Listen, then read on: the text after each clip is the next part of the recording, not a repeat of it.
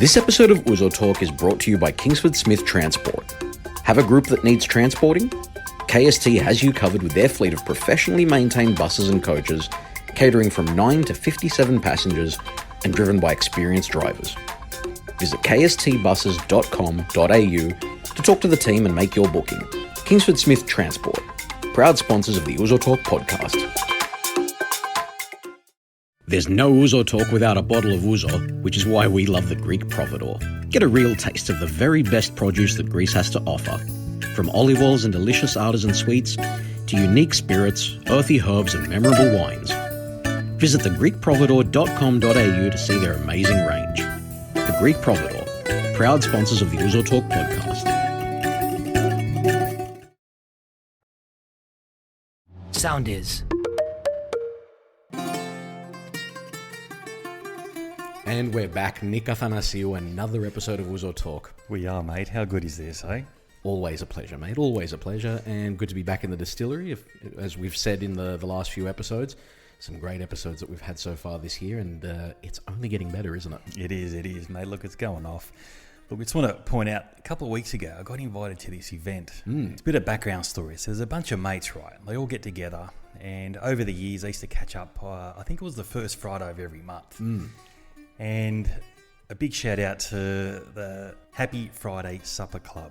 So they know who they are. They're actually big fans of the show. So it's a bunch of mates that catch up every Friday and had a couple of rules in place. So where every member had to pick a different restaurant. And what they do, they actually rate this restaurant. You know, the food, the ambience and whatever. And at the end of the year, they had this massive awards night, would you believe? So, and when I say massive, I attended the last awards night. We're talking 150 people attended. It was like the Oscars. Yeah. It was red carpet. We had comedians there. Well, one comedian, actually. So Gary Pavlis.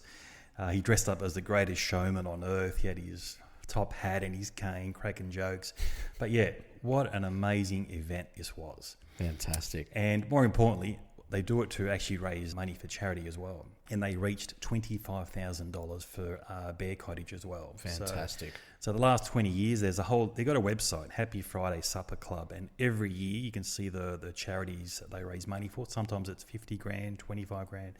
It varies. But yeah, the point of the story is these guys are massive fans of ours. So fantastic. Well, big shout out to you guys. Thank you so much for your support. Really appreciate it. Yeah, well done, boys. Thank you. Thanks for the invite. Mate. Fantastic, mate. Look at you getting around. How good's that?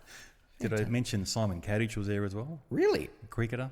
Yeah. Fantastic. So there you go. So they do get around, and it was at the... mate, you're operating in different circles at the moment. We are. And mate, you should see where they held it. It was the Grand Ballroom at Establishment, the heart of the city. Very fancy. Yeah, so it was a good place. So thank you, boys. Well done. Keep up the great work. Good stuff. Well, look, we've got to get into the episode, but, it's not often that I say we've got to be on our best behaviour on the podcast, but today is one of those days because we've got law enforcement in the room, mate. Does it make you sweat at all? I am sweating a bit, actually. I don't know if it's the lighting or maybe it's you, mate. Have you ever been in trouble with the law, mate? Be honest. Are you a good boy? I don't think I had. No. Actually, tell a story. I did have police handcuffs around my ankle, would you believe? Really? But I was 8 years old and it was a school excursion, so... Now that you mention it, I actually spent a few minutes in the back of a paddy wagon. Oh, there you go. Because I stayed. This was on a trip with South. Okay. Back in the day to Narrabri. Yep. And I was billeted out to the local cop. Oh wow. So he took me and a couple of the players in the back of the paddy wagon.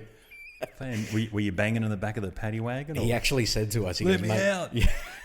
He actually said, because we were going to dinner at this like an RSL club or something like that.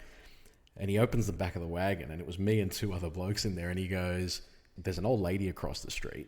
He goes, "Just come out pretending you're handcuffed," which we did. Yeah. But anyway, I've always wondered about the coppers. Small town. Oh, that is a classic. Good story. I've always wondered about these coppers, though. Imagine if they don't really like the cream. I'm sure they'd be doing some really sharp corners, and hearing them bounce around the back. I'm sure that does not happen. I don't know. Maybe we'll find out shortly. We'll ask our guest. We're going to delve into some true crime today, let's say. Well, you won't admit to knowing much about that. We all know you're dodgy. We need to bring in the experts, which is why we have this man here today. So our guest is a former senior figure in the New South Wales Police who has over 38 years policing experience in the state, and in many ways was the public face of that force by fronting press conferences and answering media questions, predominantly in his area of expertise in criminal investigation. He became a detective in 1985, working at Darlinghurst, Waverley, Bondi, the Fraud Squad, Internal Affairs and Bankstown Detectives. He was then promoted to crime manager at Marrickville and Flemington local area commands before becoming chief of staff for the then police commissioner Ken Moroney. He's led multiple high-profile strike forces and was also appointed commander at the Firearms and Organised Crime Squad, Gang Squad, and Fraud and Cybercrime Squad, before being appointed to the position of the Cybercrime Squad. In 2015, he was awarded the Australian Police Medal by the Governor of New South Wales for distinguished and exemplary service before retiring in 2018. Joining us in the distillery today is one of New South Wales Police's most senior retired officers, Arthur Katsogiannis. Welcome to Ouzo Talk, mate. Welcome. Thank you, gentlemen. Great to be in the show. Kaloa poiam, as the Greeks say. And right. Thanks for the invitation to be on board. Yeah, no worries, mate. Great to have you here. Pleasure to have you here. Thank you so much for joining us. The pleasure's all mine. Yeah. Are you getting PTSD being in front of... It's bringing back some horrific memories. We've tried to sort of, make it a little bit more homely. There's a mezze, there's a couple of drinks, there's, we're being very responsible. Very Greek with the Ouzo. I love it. Classic. So just a quick question. Have you ever driven a paddy wagon? I have in my early years, yes. And what do you do if you got some crims in the back that you don't like? Do you take these sharp corners or... Look, sometimes it's necessary. And unfortunately, the road's a bit bumpy at times too. Yeah. But we don't, look, in all honesty, we don't normally do it. Yeah. But sometimes, we can't help it, especially if we're in a bit of a hurry. Classic. I'm sure do they have seatbelts back there now or not? I'm sure in the 80s and 90s question, they wouldn't have. And not back in my day. Yeah. No. And the seats were extra slippery, I'm sure. Very slippery. No railings to hold on it either. Classic. Good stuff. Well, we're going to get into all that sort of stuff and a lot more as well. We're really glad to have you here, Arthur. Nick, shall we do the honours? Let's do it, mate. Let's have a drink.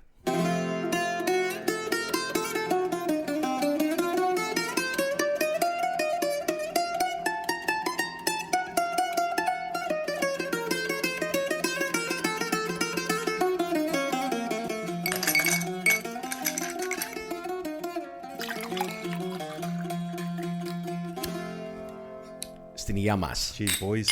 Yamas. Welcome, Arthur. Welcome, Arthur. All right. Nick, do the honours, my friend. What are we drinking? We're back. We're back to Ouzo, mate. Finally. We've done a massive We've done circle. everything else. Yeah. Well, we sort of tend to stick to Tsipuro, don't we, and Ouzo? That's been our default for the last few months, I reckon, the Tsipuro. But we've had a lot of mastika as well for some reason. We have, yeah. Well, that's a lot of great produce coming out of Greece. Absolutely. Especially in the beverage department. Yeah. So what is this? Compliments of our Greek providor. So we've got a special Ouzo brand today. It's called 35N. It's a Cretan distillery, so straight from the mountains of Crete. What do you think of that? Mate, I mean, we had a quick sip just before we went on air, and I mean, you mentioned that there were things like fennel and cinnamon and chamomile and all that. I'm getting a lot of citrus out of this, and I really like it. I really like this one. We're at the point now, Arthur, you could probably line up a whole bunch of different brands and we'd probably pick them out of a lineup. So it is. It's a great drop. It's very crisp, isn't it? It's a very clean taste, clean top of Ouzo. Very Not really tasty, aniseed. very tasty, yeah. Yeah. What do you think, Arthur? Beautiful. Yeah? Tastes very, very Greek. Yeah, that's right. Classic. Well, thank you to the Greek providor for providing the drinks. I mean, Crystal doesn't miss, does she? Well, that's it. She only brings in quality. So that's why we've never really, everyone thinks, mate, you say nice to every drink you have, but there's a reason for that. It's all quality. So it's hard to bag the stuff that she brings in because it's actually really good. It really is. Yeah. I'm waiting for her to bring something we don't like, but she doesn't. So, Crystal, that's you're because a champ. that's because she vets it really well. Yeah. Genuinely, because she's not just bringing anything in. Yeah. She really is working with these people. So you're only getting good stuff. So Crystal, thank you so much for your support again, and keep the drinks coming, eh? Definitely, yeah. Keep it up. Keep us sending us the good stuff. Well, Arthur, before we get into your Greek background, let's be honest, you're a very well known and respected man, but in reality, it's got to be said, it's Mrs. Katsogiannis that's the rock star, right? Absolutely. Not only just a rock star, she's my rock. Yeah. Classic. Well, rock together. Well, for those who don't know, Mrs. Katsogiannis is the head of college at a prominent Sydney Greek school. Very well loved and respected by all, isn't she? Very much so. Great lady. Yeah. She is. Love her very much. She must be. She's got a great man. They say behind every great man there's a great woman. Rolling her Absolutely. eyes. Or drinking. No. Dear. No, good stuff. Look, we always start with every guest. We talk about your heritage. So obviously you're Greek. Were you born here or you're... Born in Greece. Oh, you're born in Really? Greece. Yes. Oh, Wow. okay. I was 2 years old when I came out. Really? On the Patris. You came on the Patris. Yeah, so my mother tells me. I can't remember. Okay, what year was that? I think it was 1960, 61, I think it might have been, because Dad came out earlier. I think Dad came out in 1960, and we came out in 1961. Okay, I was 2. Wow. We're from the Peloponnese. Okay. Dad's from Kalamata, or I should say Chorio, called Velanidia, which is very, very up high, about 700 metres up. And I think there's only 12 katiki, as we're saying, not katsiki, katiki. Katiki, Yes, yeah. katiki. What's that? Residents. Residents, Oh, yeah. wow. Okay. Residents live there now, and just on top of a chorio called Arfara. And as my cousins pointed out, my last trip, they took me up there and say, see that area over there? I've done it at Katsogiannis. That's where all the Katsogiannis used to have their properties and Wow. land. Yeah, right. And my mum's from Kiparisia, that's where I was born. I don't know if you know Kiparisia, it's a beautiful little coastal town, probably 60 kilometres from Kalamata, near Pyrgos and Pylos. Oh, right. Fascinating. Wow. And your grandparents were from that area? How far back do you go? A long way back, my grandfather and his brother, I was told in a story, which is quite interesting, by one of my uncles when he was on his deathbed, that both of them, when they were younger, in their 40s, went to America. And they were going to live out there. They were just going out to see what it's like before they brought their wives out and their families. And the story goes, as he told me, that they got on some type of blue there in Chicago, and they ended up, one of them killed somebody else. So the police were looking for him. I'm talking about in the 1930s, and they absconded back to Greece. Wow. So this is your grandfather and his brother. Yes, Wow. Wow, there you go. Maybe there's a wanted poster still up there. probably. They won't get him now, they've gone. You can get him, but he's in the grave now. Yeah. Oh, wow, classic. And so that was, what, 1930s, okay. And did you hear any stories about World War II? Because we understand the Germans would have gone through that region as well. Yeah, I did. Dad didn't speak about it much. In fact, Dad was a horofilaka in Arfara. So it's kind of in the blood. It is. And my cousin was a police officer. There's quite a few police officers in the family. Maybe it was in the DNA, as you said, Tom, and so I followed suit. But I remember my mum telling me a number of stories, not so about the Germans, because in Kiparisia they had a big property. So the Germans, and particularly the Italians, Mum could speak Italian because she was only young at the time. I think she was telling me about 10 years old or 12 years old when the war was on, but she learned a few things. But as things got older, she was about 16, because Mum ended up getting married late in life. And we always thought it was unusual because back in those days, as you know, the Greek women used to get married about, 15, 16. Yeah, they did. And Mum was 28, so I could never work that out, never asked her, but probably about 18 months before she died, she was 88 and a half, 89. She said to me, I've never told you this story. And I said, what's that, Mum? She said, before I met your father, I was actually engaged to a younger man to be married. He was 21. He's one of the village men. And she said, unfortunately, something happened, an incident happened in the village where the Germans came in and they grabbed all the young men from the village, took them in a platea and shot them dead. Wow. One of them being her then fiancé. Wow. So it took her a long time to recover, and I just sort of nearly fell off the chair because having a cup of coffee together actually here at Brighton. And yeah. What a story. And was this in Pylos, was it? Parissia. Parissia, okay. What was the other story we heard? No. We've heard so many of those. What's that? They made the movie about it. There's been so many movies made about this stuff. And the point is, everyone who we've had on the show has had some kind of connection, obviously, to that conflict. And everyone's been touched by it in some way. Like I said in the episode with Giannopoulos, it's the reason we're all here, ultimately. Absolutely. At least for most of our families. So I guess the question is, why did your parents decide to come out? I guess like all parents, they were looking for a better life. They were all villagers. I mean, they worked hard. Dad, was taken out of school when he finished 6th class in primary. He used to tell me the story. He used to get on the gaiduri with all the... Because they used to have olive oils. They used to make it themselves. They used to take the kanapas of lardi, as we say, on the gaiduri and walk 20 kilometres into or 10 kilometres I think it was, but on foot on a donkey. It was an all-day job. Go in there, sell a lovey, and then he'd walk all the way back. So that was what he was doing, every day, and helping his father then in doing the farming land and so forth. So agrotes, as we call them. So it was a tough life. So they were looking for a better life, and they thought. My dad's brother, Phil George, came out initially in 1957, and he sponsored, because in those days they had to be sponsored. So Dad was sponsored out and got a job and worked hard like all the Greeks did in those days, and made a better life for us who were growing up as young Greek Australians.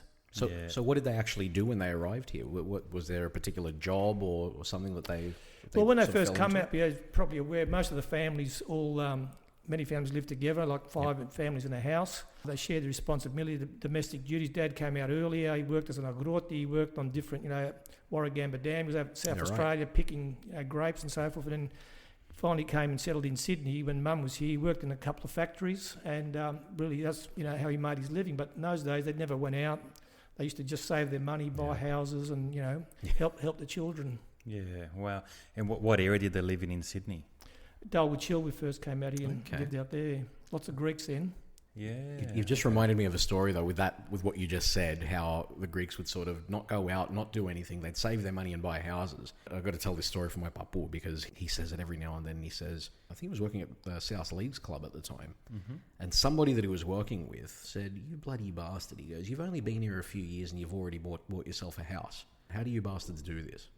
And he said, "Mate, I don't go and piss my money away every Friday drinking beers and playing the pokies."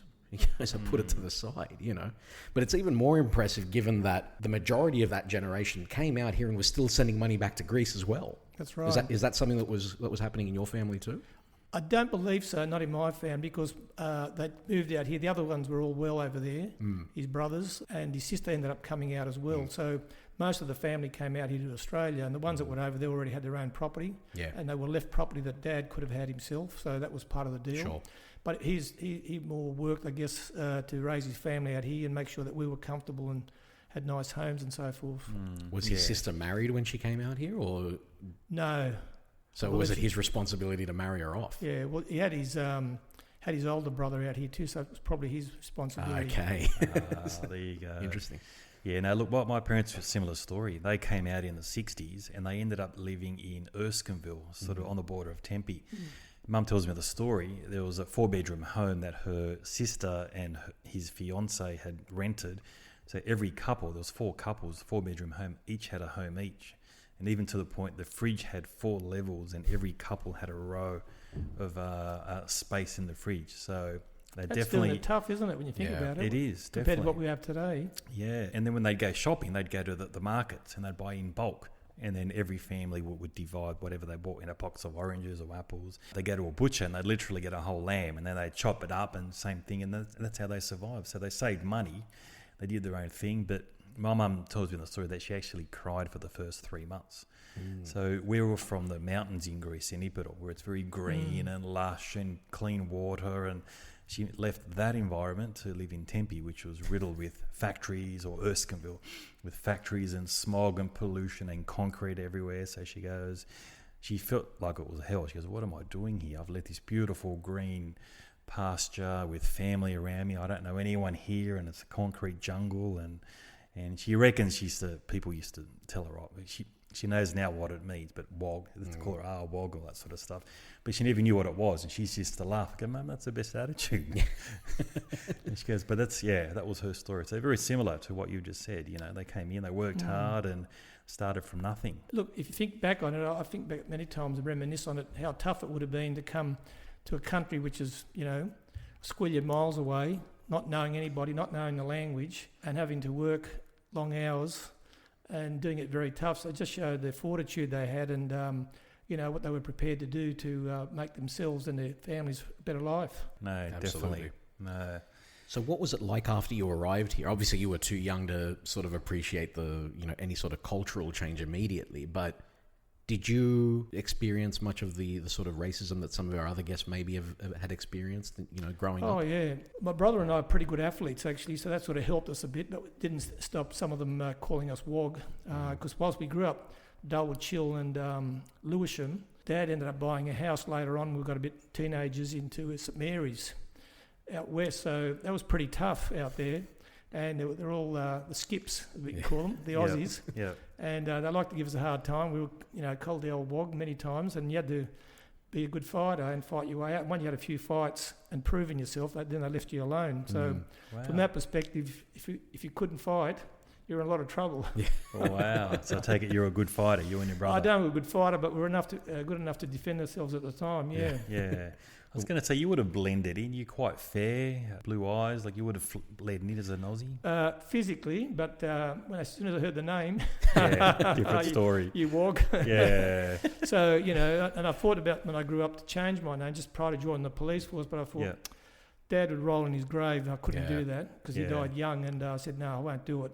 Yeah. I won't do it. Wow, that must have impacted you. How old was your dad when he passed away? He was 60. 60. Wow. Okay. So Dad was the old style Greek who worked hard, partied hard, loved his drink, his Ouzo. Yeah. Good his man. beer, DA at the time. You probably remember that. DA. Okay. Dinner ale. And, I remember KB. Yeah, KB was DA dinner ale. Okay. And he we used to call KB kids beer. But he's a good cook, Dad, and he grew all our own vegetables. We had a big property. Yep. And unfortunately, he got diabetes, got very sick. I remember going to the nutritionist with him, and he had to change his lifestyle and his way of eating. And I think it lasted for 3 months. I remember one night when Mum brought in the prepared food that he was supposed to eat, he said, "Ella, Yineka, the scupidia peta tak paki, ferret kalom fahi." So he went back to his old food, and that was the beginning of the end. Yeah. What was his name? Kostandinos. Well, here's the Kostandino because obviously he did very well for himself in a very short amount of time. Good boys. Thanks, gents. Cheers, mate. Yeah. And to hear your brother was a handy rugby league player. Yeah, George, he played for Balmain, Western Suburbs and the Roosters. Yeah, right. What, first grade? Yeah. Yeah, wow. For West and East, he played first grade. I think when he was at East, he played under Artie Beetson, was the coach at the time. Oh, right. So I ended up playing President's Cup for Western Suburbs, which was just before lower grade, and whilst I was getting ready to go up to the senior grades, got a couple of injuries, so I stopped and went into bodybuilding after I started doing some weights for recovery. Yeah. So I sort of drifted the other way. Okay. Mate, you're in top nick right now. I know, you're looking great. What do you do? I look after myself. I train. Actually, I'm a diabetic actually. Really? And it runs in the. So is my brother now. So it was like late onset. I used to be always into fitness, but I remember once I was at a function, and he probably doesn't remember it, but I remember it. I bumped into Bob Carr. He was there, and we started talking. Bob Carr's a very fit guy, and he used to look after himself. So we talked about fitness and nutrition. And something that he said to me resonated at the time, because he said to me after, he goes, "I've got a very high profile, very stressful job. What I try to do is I try to train like an athlete, so I'm at peak condition. That way I can perform at my top, continuously without getting mentally tired or stressed out."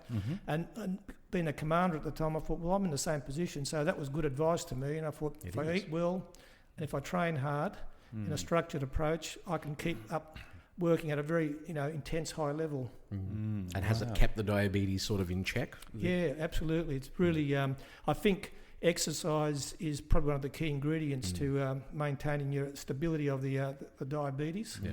And your sugar increases and the insulin spikes, as we call them. But that's combined with, nutrition is very important. That's why you got to come and play touch footy with us, I know, mate. I haven't. Yeah, look, I used to play rugby league, obviously, and I've barely run since I was like 19.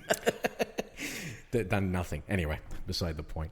But look, I mean, you blokes were obviously playing in an era that was very different to what we watch right now. How different is it, like when you're watching the game right now versus how tough it was back then? Look, I think in this era, the guys are a lot bigger, they're fitter, they're faster, but I think they're full time now. They've got, dietitians, they do weight training. Back in the day, they didn't do weight training. The diet was terrible. Used to go out on big nights and drinking.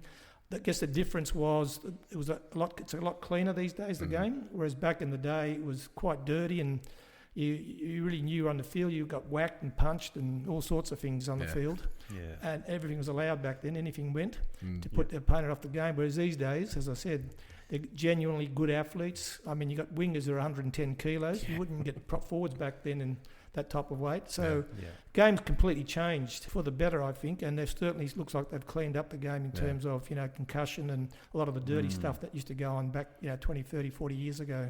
Oh, well, just on the nutrition as well. My old man tells the story because he used to go to Giles's gym down at Coogee. And he used to see Artie Beetson in there. And then he'd go and, knock back like 8 schooners and 4 pies straight afterwards down at Coogee. And then go play a game. Classic. Well, that's what they used to do. I remember we used to train sometimes down at Lidcombe Oval, the old Lidcombe Oval at West. And they had big, Dallas Donnelly and the other players there. And they go back to the Lidcombe Hotel and straight into the schooners. After training. Yeah, wow. So, different Recovery. eras. Exactly. Well, you're looking great, mate. How old are you now? I'm 65. 65, Feel like an old fella. You're looking great. Look like you can still play footy. Unbelievable. You should be playing touch with him. Mate, actually, we are short now and then. If you're ever keen, down at Queen's Park, we could use a couple of touch players. Probably pull a few hamstrings. No, that's us. Well, he's running with no cartilage in his knee. Yeah, so for the last 2 years. Knee, yeah. So bone on bone. Yeah. I've got this really good strapping, though, so it keeps me going. And it's a slow-paced game. I think it's over 30s. A lot of the guys in the supper club play there. So we've got 55-year-olds, we've got a 62-year-old, so... But it's good fun. Just more about butt out. We all turn up, we run around, we tell our war stories and how every time we lose this, we ran out of time and all that sort of stuff. You keep them fit at the same time. Yeah, exactly. And it is, and it's social, like you said. And I'm like you, I've been training. I don't want to stop. I enjoy it as well. And I do feel good and healthy. So I'll just keep watching. We'll get you there, mate. You've got young kids.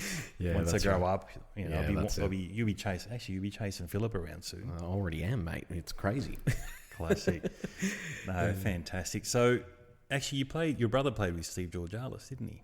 I believe so, yeah. Yeah, he was another one of our guests. So, he was, and his nickname was apparently Wog on the footy field. Because that was my nickname on the footy field. Everyone used to call me that. Hear it all the time. Oh, dear. Classic. Well, I want to sort of bring it back to the police force now, though. So obviously you've come to Australia, you've experienced, growing up Greek in Australia. Why the police force? Was there any of that sort of thing, what we spoke about before, it being in the blood that drew you, or did it just happen? Look, I think there was that yearning to be a police officer, but when I finished year 12, I actually got into university to do accounting and law, and I thought I'd probably go down the path of becoming a lawyer. So I don't know what happened, but for all intensive purposes, I thought about it, ended up doing accounting. And then when I finished, I worked as a chartered accountant for a few years. And then I decided to go to the police force. And I remember my poor mother, God rest her soul, πήγες και σπούδασες λογιστής και πάνε να γίνεις αστυνομικός, τρελάθηκες. I said, Mum, it's all right. It's all right. I'm fine. Wow. But so you become a lawyer and then you ended up becoming a police officer, because we have a lot of non-Greeks that listen to this show as well, would you believe? So I started accounting. I worked as a chartered accountant, and then I decided to leave. Accounting wasn't for me. I loved it, but it did help me as a police commander later with the budgets and so forth. Oh, wow. Okay. Because we were in charge of those. Even though we had business managers, I didn't need one. And they always said, you never come and talk to us. I said, well, I don't need you because I understand how to read the balance sheets. Yeah. So I don't regret it. I love the police force. I had some great times, some difficult times. It taught me a lot, and I experienced many, many things that many other people probably wouldn't. Well, just touching on your bodybuilding, I was going to say, did you compete at all?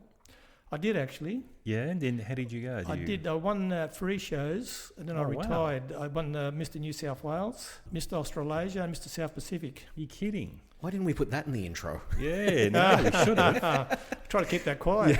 Yeah. Not now. No. We'll have to go back and re-record it. Yeah. So, but look, I got married. I had, got some young children. It was difficult to.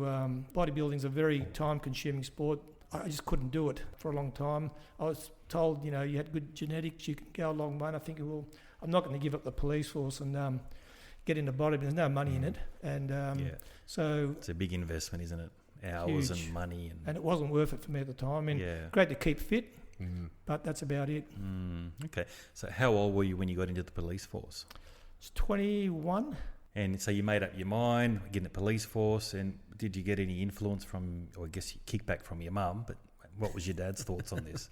Dad wasn't too bad about it. He didn't mind because, we had police ran in a family. We had a number of cousins and uncles who were all police officers in Greece. So for him, he preferred me not to have gone into it, obviously, because he thought, well, we brought you out here, you're educated and you should be doing something else. But for me, I just thought it was just something natural to do. I loved it. And went through the academy, had some interesting times there with some good Greek friends of mine that was in the course. There's a few, isn't there? Yeah, there is. I thought we were troublemakers. Really? We were a bit of stirrers in the day. Were at you? The academy, yeah. We used to make fun of a couple of the instructors and they weren't too happy about that. We used to laugh on parade and crack jokes. Really? I remember one of the instructors said, "Katsogiannis, what's so funny? What do you think's so funny?" He came over, I said, "Oh, nothing, Sergeant." And he said, "What did you do before you joined the police?" I said, "I was an accountant." "How would you like to go back to accountancy?" So I thought, these are the strict days when we at Redford, not out at Goulburn. Yeah, right. And I thought, what have I got myself into here? But it was great. Yeah. I remember my first day in the job, I was, attached to glebe. So my first day, 21-year-old, I get out. It's an afternoon shift because we worked afternoon shifts. It was 8-hour shifts in those days, not 12-hour shifts. Mm-hmm. And within 10 minutes of starting the shift, this guy came in, he was in his 30s. He said, "Look, I've just been away overseas for 3 months and I've just gone home to see my mother and she's dead. She's been dead for 3 months." So I thought, okay, so we've gone down to the house and my buddy at the time, because he used to have a buddy for 6 weeks, he used to just mentor you. He said, "Well, you go in, you do this job and I'll supervise you." This is 10 minutes in. So 10 minutes in, so I've opened the door and I've gone in. I don't know what hit me. I've never smelt something like that, and I won't describe. She would have been a puddle, surely. It was terrible. It was a mess. Yeah, it was a mess, and it's just the smell. The uniform I wore that day, I actually had to have it destroyed because you couldn't get rid of the stench. It was that bad. Kidding. So welcome to obviously went down to the morgue and the ID and all the rest of it. So as soon as I finished that job, then we were called to help out. The detectives asked us for help at Annandale. Mm-hmm. As we arrived there was 4 detectives, and they said, "Look, I got my mate. I won't mention his name, but took him around the back." I said, "We're going to go around the back. He said, "You stand at the front and keep guard there." So I'm standing like a young, 20, 21-year-old. Straight out of the academy. Straight out of the academy, just standing like basically at attention. The next minute I hear this breaking of glass, yelling and so forth. 10 minutes later, I was still waiting there. My workmate came out and said, "Come on, let's go." And I said, "So what happened?" He goes, there was an armed escapee in there, and he left about half an hour before we got there. Then I thought about it. I thought, an armed escapee, no one told me about it. I'm waiting at the front like a fool, with my hands by my side. He could have come out the front door and he would have shot me. You wouldn't have been ready, yeah. And I wouldn't have been ready for it. So after that, what that taught me is to never, ever do an operation or a job without letting everyone be fully informed of the environment and the situation we're getting into. So that was ingrained in me from an early time. And then later on that shift, it was night time, it was about 9:30, we're getting ready to knock off. We got called to a person's on premises, which is somebody's broken into a place, and we needed the police to go. And it was a warehouse. Mm-hmm. We got to the door was slightly ajar. So here I was again on my first day, just been to those 2 different situations. Our guns out of the holster and walking around, my gun's trembling and thinking, what happens if somebody's in here? We're going to get shot. But we cleared the warehouse out and finished the shift, and I went home, and I remember Mum was waiting for me at the time. She said, "How was your first day?" I said, "Don't ask." Wow. What a story. And you went back for a second day? Yes. Survived for another 38 years. Wow, what a story. Did you have any second thoughts about going back the next day? No, not at all. Yeah. Once I was out, I enjoyed it. So how do you deal with that, seeing a dead body like that for 3 months and then the smell of it? I'm sure it must impact you somehow. It does, but what I try to do, compartmentalise it. In other words, I'd put it to the basement, in other words, subconscious. Because when you start, the things that the dead bodies you've seen and the accidents, I was 6 weeks into the job where I went to my first fatal, and at the time I was thinking about getting a motorbike, and it was actually a fatal of a young bloke, my age, 21, on a motorbike, up there near Harold Park Trots. And he was going down the hill, and there was a bus, one of those 10-seater buses they had aged care patients on it, they were being out for the day. Mm-hmm. He went to accelerate to go down the hill, and the bus was actually turned, and he went straight into the bus. Jeez. So he was killed instantly, and when we got there and I was watching at him and the ambos were treating him, basically if I can say this, his brains were being held together through the helmet. Oh, really? And I thought to myself, nope, I'm not getting a bike. I couldn't control myself with the old lever, so that sort of, got me to be a little bit more cautious about what can happen when you see these things, live. You see many of these accidents and, people getting killed and so forth. So a lot of those things, you can either learn something out of it and take it, which I tried to do out of every situation I was involved in. Okay, what did I learn out of this? How is it going to help my development and my experience and my life experience and, to help others. So that's the way that I looked at things and try not to think about it too much because I saw so many of my colleagues who are actually, people think it's a joke, PTSD, but it's not. It's real, and some people, unfortunately, just can't handle the things they see and deal with. Yeah. Well, that's where I was going to head to next, yeah. So I'm sure you would have people that don't handle it, but so you just put into a place, I still can't comprehend how it doesn't impact you. Like, you must be desensitised, obviously, to it now, but maybe is it part of your DNA, your upbringing? It must take a special type of person to do that kind of stuff. I guess it's part of the. Because you've told me some stories about your cousin as well. Well, yeah, so, probably. So it must be a special type of DNA person. Yeah. I don't know if it's special. I think it's how you deal with it. One of the things that helps me deal with things and sort of helped change my life a bit was my Greek Orthodox faith. I think my faith and just the way that my parents brought me up. As a young bloke, I didn't think much about it. In fact, I used to hate it. They used to take me up to a little boy holding the candle in the church, and I thought, I don't want to go anymore. Papa Vaki, that's it. But, later on in life, these things became instilled in me, and I think my Orthodox faith really helped me to deal with some of the very, very... And there were some difficult, dangerous times in the police. It wasn't all just cruising. My faith helped me a lot, but just the way that I dealt with it, I tried to keep it in the basement, try not to think about it too much, otherwise you can go crazy. Yeah. Actually, it's just on that point now, obviously, with the faith and whatnot, we actually, at the time of recording, it's only a couple of days, or a day or so since Father Nicholas Bazikas passed away, who was, I understand, was actually one of the chaplains for the police force. Yeah, Father Nicholas is a great guy. I knew him for over 30 years. The police chaplain helped us in many situations, came out and spoke to a lot of the young police officers. Did a lot of good work. In fact, his daughter is still a police officer. She was Denise Bazikas. She was one of my detectives when I was a commander at Burwood. So she's a great scout. In fact, I rang her the other day to give her my condolences. And he was a great man. He'll be sorely missed. And he did a lot of good work for the Greek community and, a lot of the young police officers, particularly ones of Orthodox faith. By all accounts, all of the police officers who are Orthodox all have the greatest things to say about Father Nicholas, and he will be sorely missed. Absolutely. I mean, I'm getting choked up just thinking about it. He didn't mind cracking a few jokes either. He was an absolute legend. Didn't mind a drink too. Yeah. Well, rest in peace. Was he at Bankstown? He was at Marrickville for many years. Marrickville and Hurlston Park. Okay. Ariostephanos. I mean, what is the attitude? I'm guessing the attitude within the force would have changed over the years. I'm guessing that earlier on it would have been a lot more of, it's all good, compartmentalizing it and whatnot. In this day and age, there's probably more psychiatrists around and more support being offered. Would that be correct? Look, there's more welfare services, and I think people are more cognizant of the fact. Whereas back in when I first joined, is come on, mate, go down the road, have a few beers, you'll be right. Don't worry about it. And it wasn't she'll be right because, a lot of guys didn't deal with it then, and a lot of them became alcoholics. Yeah, right. Hit the grog, and that was the only way that was their way of being able to deal with some of the situations where they confronted him. And, when you see people killed, especially murdered, I've seen quite a few of the people who were killed. I remember a murder that I did out of Bankstown involving a Middle Eastern guy.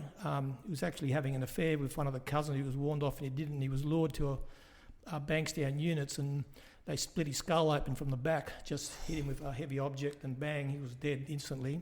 And you see that when you get to the scene, blood everywhere, brains hanging out, and you think, you got to really just hold yourself together, be calm about it, and deal with it in a way where most people would be screaming and carrying on, and you couldn't do that.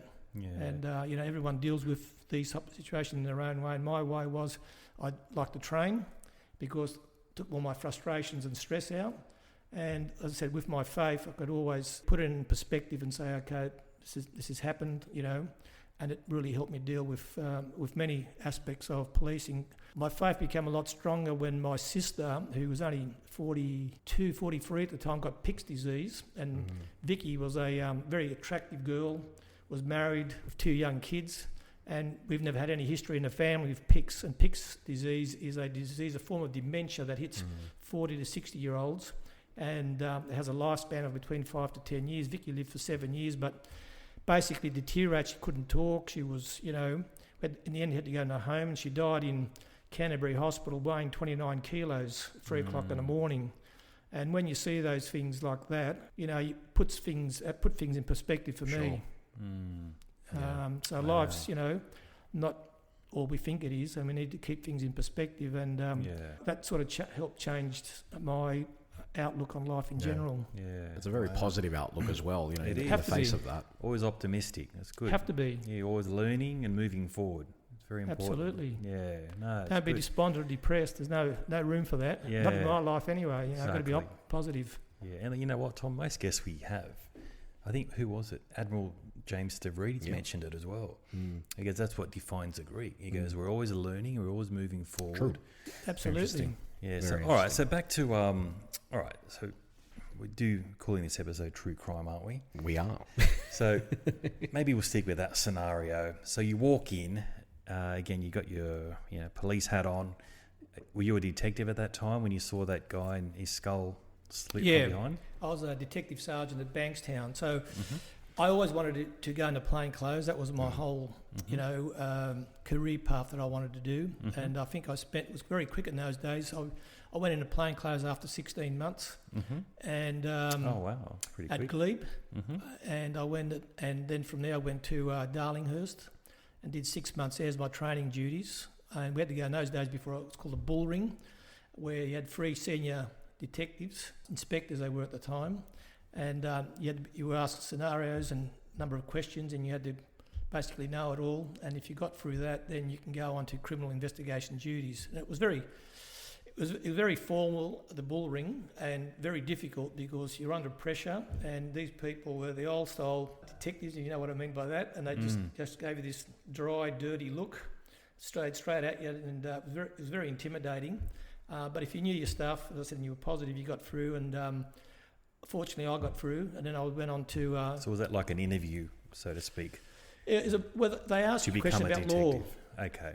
And different scenarios, and you had to know the law and basically some definition of the law, like, you know, robbery and so forth. If you didn't know it and you got one word wrong, you're you done. were finished. You're out. Yeah, wow. When I went to Darla for 6 months, I had an interesting experience because I actually had to work an afternoon shift with Roger Rogerson. Wow. That was an experience in itself. But one of the things that I recall about it, and I guess I can say this now, Roger was a very intelligent man, very charismatic, but unfortunately he chose to go down the wrong path. It was his choice. He went to the dark side, if I can call it that. I remember one of my mates said, for the culture of the police force, mate. And I said, listen, the culture didn't make me do anything. We all have choices in life. He chose to go down that path. And, you know, he paid the consequences. But I remember why I'm raising is because we were working night shift on the wireless car, and I asked him a question at the time, and I said, because in those days we had the brown bombers used to go around to the parking tickets, and I didn't know where to park my car. And I said, how can I avoid, you know, getting parking tickets? I said, look, Sarge, you know, you're respectful then, Sarge, what do you do about parking your car, you know, without getting a ticket? He goes, don't worry about that. He said, he had an old VW at the time, so I bought this VW, and I've never changed registration owners, just goes to the other person. I thought, okay, I won't be asking any more questions. Wow. Just for the sake of our listeners, Roger Rogerson was a detective, wasn't he? And he was convicted of murder eventually. Yeah. He was involved in it, became very infamous at the time, and unfortunately, as I said, he went down and went to the dark side, dealing with criminals, and got involved in a whole host of nasty criminal work. And in the end, he was involved and got convicted for murder and died in prison. Wow. Unbelievable. But there's been a couple of TV series as well about him. So he was corrupt, and he ran King's Cross, which was like the red light district of Sydney at the time. And he had a couple of connections with criminals, and he was getting kickbacks and so forth. That's all the allegations. But I think there was a movie called Blue Murder that was made. That's the one, yep. And who wants to top up? It was, I watched it. It was fairly close to reality, but some good acting in that as well. Perfect. Look, I didn't have much to do from that work for a few shifts on that night, and I was transferred out to Waverley Bondi, where I did my criminal investigation duty. So it's just an experience I just sort of thought about while we were talking about it. Yeah. And I remember recently, and he just passed away. So I thought, exactly. I was going to ask you, did you ever meet him? But there you go, you've answered it. So back to investigation. So I'm more curious how all that works. So if you're going to, say, a murder scene, how do you start? What do you look for? Do you look for clues? Because I always think of when I was a kid. Remember the game Cluedo? And there was a book called When I Was a Kid. That's part of the training. Who Killed Harlow Thrombey? Yeah, it was a choose-your-own-adventure book. Okay. And I remember I used to read that. I think, fuck, how good would this be, being a investigative reporter or a detective and so forth. Is it a bit like that? So you go to a murder scene, what do you always just start looking from the front of the house, or do you do a bit of research before you walk in? Because I understand you tape off a murder scene. It's called the crime scene. The crime scene is the most critical aspect of any investigation, because that's where you're going to find all your clues and your evidence. So, and the first 48 hours to 72 hours are the most important. The evidence is fresh, and it's important to find as much evidence as you can at the crime scene. Whether now that we've got all those really good forensics and the DNA, you'd be surprised at what you can pick up even from finding a hair follicle at the scene. So that preserving of the crime scene, that's why we tape it off. You preserve the crime scene so you can find as much evidence, because in those first 48 hours, more than likely you find out if it's a murder, who the murderer is, or who started the fire, or whatever else. Certainly witnesses are important. And now with the technology and with the surveillance, we basically got around electronic surveillance, it's a lot easier to be able to convict somebody than it was back in the old days. It was a lot of legwork and trying to physically find evidence, whereas now, the DNA and the forensic evidence and the technology that's available, it's made the job, a lot more easier in terms of identification of suspects. Yeah. So that's been very handy. But you've always got to do, and I think a lot of the young people, young detectives, not all of them, but some of them get a bit lazy and rely on the technology and electronic evidence. Whereas there's always a need to get out and do the foot slogging, if you know what I mean. Go and speak to people, and one of the best sources of information to most detectives are informants, or sources as we call them. Speaking to those people, and because they have a wealth of knowledge. And in many instances, it's not admissible in court, and neither do they want to go to court. But it's information that you can use to, complete the jigsaw puzzle and be able to work out, give you a motive for something that's happened, and also give you a suspect to work on and start building evidence around that particular individual or individuals. So, it's not easy, but it's interesting stuff. Yeah, definitely. I've got 1,000 questions now for you. So when you mentioned informants now, so you're saying there is someone in the police force or a friend of a police officer is with a criminal group. Is that what an informant is? No. What an informant is, or a source as we call them these days. For instance, when I was at the gang squad, we had informants, and they would be gang members themselves. Oh, right. Like whistleblowers, basically. Yeah, like whistleblowers, but people who had information were working with those people, were associates of them, friends, and if something really bad was going to happen, they'd give you information, and we were able, I know back in my day, I know they do it now, is be able to prevent many shootings, murders and other serious criminal offences from happening because we knew the information beforehand. So sources and informants are a very important tool of detectives and police officers. So on the other side of the fence, they're probably calling them snitches. Absolutely. Yeah, okay. Absolutely. But they're everywhere, Yeah. So what's their benefit? What are they? Is it maybe they want to protect a friend, or would they ever receive bribes? Has that ever happened? There was, some of them would get paid. Yeah. So there would be reward money offered, and or reduced sentence. Informant money. Yep. Some of them they'd come forward and provide information to get reduced sentences, which was a very big part of it. Others, wanted to get rid of competition. Okay, yeah, makes sense. So, come forward and give you the information, and you'd lock them up and they'd be out the picture. Yeah. So there's various reasons. I mean, the informants have various reasons why they come forward and provide you with that information. But we couldn't do without them as cops. Yeah. Okay, it's a massive part. Okay, so you mentioned DNA as well. So if you do find something, obviously you've got a massive database. How would you... Okay, I guess my question is, would you have everyone's DNA in a database? How would you get general public? There's a couple of ways you can do it. One, if you had a suspect, obviously you can bring the suspect in and see if you can get the DNA off them that way. The other way is all the criminals now that go to jail for indictable offences are all had the DNA taken. So if you get a DNA, somebody, and we've found many of them already in jail, might have committed an offence 20 years down the track where we had,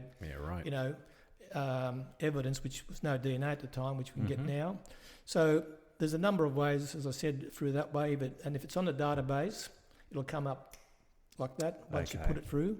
But it's not always that way. You got to find the suspects, then you got to work your way through. Once you've got suspects and you've got DNA, you can bring them in and get the DNA from them, and then you'll know whether they were actually committed the crime or not. Yeah. And how accurate is it? How accurate is DNA? It's very, very accurate. Not two people have the same DNA. And I remember, I won't talk about the specific case, but we had a... I guess my question, would they ever get it wrong? Look, nothing's guaranteed. Yeah. Nothing's foolproof. It's not. Yeah. It's the DNA. Can come up to 99.99, but there's always that possibility of an error being done. That's why you have to be very, very careful. And sometimes you can't always rely on the DNA. You may need some corroborating evidence to be able to, support that. But many times in the past, people were just placed at a scene or committed a particular crime just for the fingerprints. We're investigating a murder, and we believed we had a suspect, and we thought, well, okay, we need to, we found cigarettes at the scene, and we knew that this particular suspect, so I don't want to reveal what it was about, smoked the same cigarettes. So we had them come into the police station, and we had our State Technical Investigation Branch, it was called back then, the STIB. They did all the technical work by placing, listening devices in cars and houses and so forth. And what we wanted to do is to get him in. We knew offer him a cigarette, and so he can smoke. And then obviously, if you put it out we could grab the butt of it and we can test it to see whether it was the same DNA as on the cigarette butt we found at the scene. But also because we found out that they were always travelling, they wouldn't talk in the house because they were worried about the house being off, but we wanted to put a device in the car. So when they first went to put the device in the car, they set the alarm off. So he's immediately run out and wondering what's going on. Luckily, he didn't find him. We said, look, it's all right, come back in, because he had his car parked at the back of the police station. So he came in, had his cigarette, put it out in the ashtray, and thought, this is great, he's putting it out. Yeah. And we had to give him a cup of coffee. So what does he do? Very smart guy in terms of, forensics. He just took the ashtray and got the cigarette, the coffee, and just spilled it all over the cigarette butt on the ashtray. So you couldn't use it. There goes the evidence from that. And when we went into the... so what was the lessons learned? Don't give him coffee. Give him the cigarette, no coffee. Just give him a cigarette. No water. And when he went back in the car, unfortunately, they went down and he met the guy that he always used to talk to and talk about what he'd done. Yeah. And you wouldn't believe it. The listening device didn't work. Oh, wow. And I rang the commander up there and I said to him, what's the go? And he said, technology, Arthur. Wow. These things happen. Yeah. You can pull your hair out, hey? Far out. Look, one last question before we get into some scenarios that you've dealt with. When it comes to bullets, I always read that they find bullets and somehow they can match it to a gun. How does that work? Every bullet that's fired from a particular gun has different stripes in it. I'm not a ballistic expert, but I remember one of my mates who was in charge of the ballistic section helped us out on it. So if someone fires a particular weapon, what they do is they get the shell out. They can actually look at the threads of the bullet. And if they actually find the gun, they can say, well, that particular bullet matches this particular pistol or rifle or whatever. So they can match that. So that's why it was important to find the weapon. So, and that's pretty accurate as well. Yeah, very accurate. Right. Even if they throw the gun in a river or a creek or something like that, it doesn't matter. If you find a weapon and you've got the projectile, you can tie the two together. Marry it together. Wow. And if you find out who owned it, then you can go back to the owner. So it gives you a suspect or whoever he may have sold it to. Very interesting. Well, to sort of jump in, Nick, I mean, you've been involved in high-profile cases, obviously. Which sort of case sticks out the most to you, and perhaps is maybe the most high profile that you've been involved in? Look, there's just so many high profile cases. I can't remember all of them. I remember one in particular, which was Strike Force Suburb, which was, I don't know if you recall it, the NRL betting scandal, Yes. which involved a player called Ryan Tandy. I remember that one of many that happened, because just the amount of interest it generated in the public, and whilst it was only a rugby league match, I remember my lovely wife saying, "Why are so many people interested in rugby league?" I said, "Well, that's just the sport we play." But I remember going to the conference rooms. You know, you do a conference basically every week, and I've never seen the room full of journalists. Just the politics and the pressure that put on. I think it was near the end of the season when we got it, and they were building up to a new season beginnings. So obviously the NRL wanted a clean start. David Gallup was the CEO at the time. A really good guy, David. They were very helpful to us in investigation, but a lot of turns and twists that job. And whilst Tandy got convicted at the time for the first ever conviction of fixing games, there was a lot more into it, which I probably can't say too much about it. It's not in public, but from the information that we had, we knew how they fixed it. It was an exotic bet. Yep. And what had happened was, as you know, that Tandy gave away a penalty. In front of the post. And it was supposed to be a kick at goal, but without saying too much, a certain player who was in it, there's only 2 or 3 players that were in on that particular exotic bet, wasn't playing that day, who was going to make a decision about kicking for goal. So the new player that replaced him just took the opportunity to take the tap and score. Otherwise, they would have taken. 2 and points. why we know that was an exotic bet and there was something happening with that was because the chief steward at the time, Ray Murray, a very good man, he alerted it to us. They stopped all the betting because the betting just became overwhelming on a kick at goal as the first point scored. Okay, so just to explain it. So Ryan Tandy played for a team. He tackled an opponent in front of the goalpost, held him down long enough to draw a penalty, and the opposition normally would shoot for goal and get 2 points. So everyone was betting on the first point scored in that game was going to be 2 points. Correct. But the guy that was meant to be part of the opposition, that was meant to be on the scam, wasn't there. So the other guy tapped it, so they didn't go for 2 points. So essentially everyone lost. That's right. So they scored. They scored a try, but which wasn't, it's good for the team. Good for the team. But not for the scam that these guys were portraying. And how did you guys pick up on that? Was it just the frequency of betting on such a rare scenario? Well, I guess how far ahead did they suspend betting on that? It must have been overwhelming. It was so overwhelming that the betting was suspended. I think could have been just going back a while now, a couple of weeks beforehand, a week. Wow.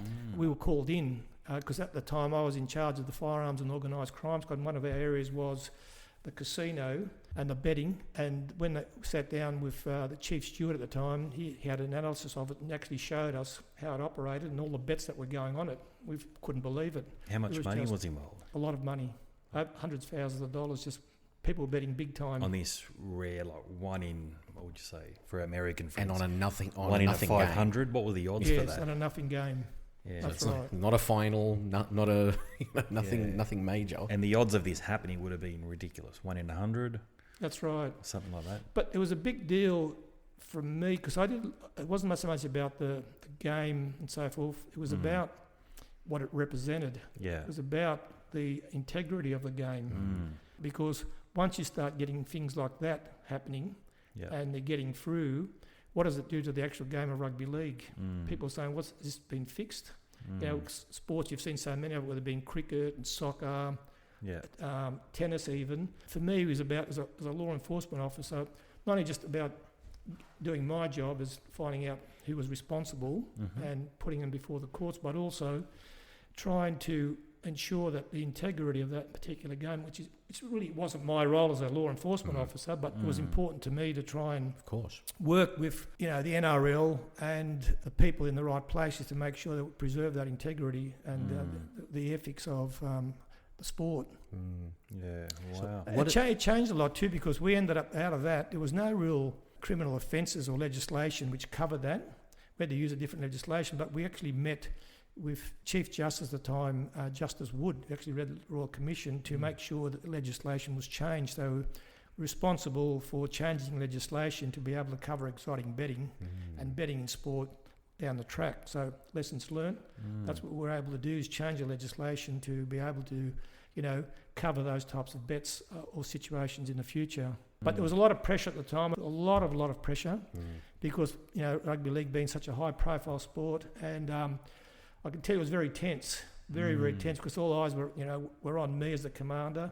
You're doing this, people waiting for you to make the wrong mistake, and it was easy to do that. But I think I had such a great team around me, detectives that were very switched on. We get briefings every day. I didn't interfere too much, as long as I was briefed and I knew what they were doing, and we agreed on certain paths we wanted to take. They did a tremendous job. I personally know what the rugby league media is like very well. What was it like for you being on the end of those press conferences, seeing that room full of journos and answering those types of questions?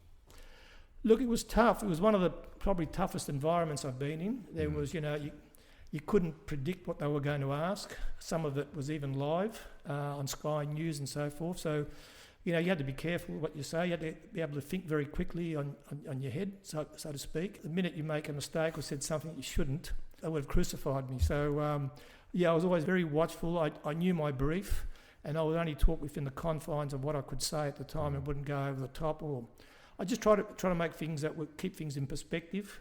And just like any other normal investigation, except it wasn't normal because of the high profile and the politics about it. I mean, I remember the case really well. It was absolutely seismic in the game, wasn't it, Nick? It was huge. Look, and there was a sad ending to that as well. Yeah. Which Ryan Tandy, unfortunately, did he end up taking his own life, or he overdosed? It was very sad. Yeah, a few years later, I felt sorry for the young man. I don't want to comment anything about that. I was asked to comment at the time, but I wouldn't. Condolences to all his family about what happened, because nobody wants to lose a loved one. Yeah. Unfortunately, these things happen in life, and for whatever reason. But I met him at a different time when he was playing football, and he was a good football player. Great player. Unfortunately, he owed quite, and this was in the public, so I can say it. Yeah. He owed a lot of money at the time, so obviously was trying to make a quick buck, and there's no such thing as a quick buck without consequences. Yeah, no, absolutely. Definitely. Look, he was definitely a handy player. He played for the Dragons as well, my team. Yeah, right. So, yeah, wow, okay. So you were responsible for all that. That was your main... I was in charge of the overall investigation. Overall investigation, yeah. Fantastic. So what other cases sort of spring to mind, that have sort of left a mark, or that you recall as being really good stories more than anything? There's so many high-profile ones. We had, especially in the gang squad before the shootings, when we had the battle between the Hells Angels and the Comancheros, all the shootings that were going tit for tat. That was a very, very difficult climate to go through, because there was a number of shootings where people were killed as well. I remember at the time there was a lot of pressure from the government, if I can say pressure. I mean, obviously the government was concerned about, innocent people even though they were targeted shootings, innocent people getting killed. So there was a lot of pressure on us, and me in particular as a commander, to make sure they stopped. So, I had Strike Force Wrapped at the time, had some really, really good officers there, and in the gang squad, and we worked long hours.